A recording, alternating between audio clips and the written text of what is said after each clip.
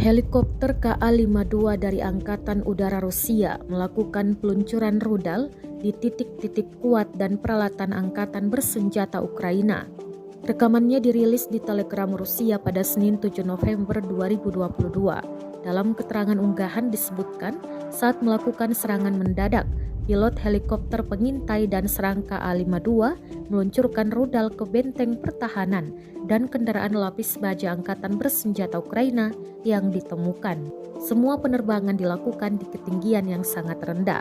Helikopter sendiri harus terbang lebih rendah ke suatu tempat untuk menipu Ukraina. Satu tank, dua pengangkut personel lapis baja bekerja dalam satu serangan mendadak. Kru memiliki keterampilan dan keberanian dalam persenjataan kami. Ukraina akan dikalahkan, kata komandan kru. Militer Rusia sendiri mengklaim serangannya tepat mengenai sasaran.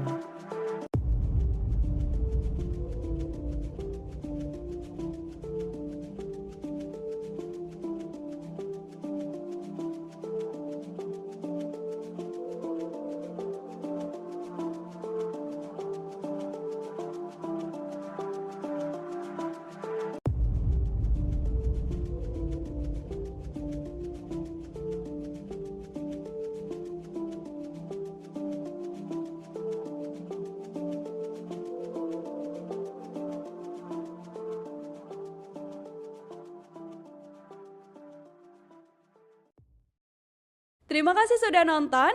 Jangan lupa like, subscribe, dan share ya.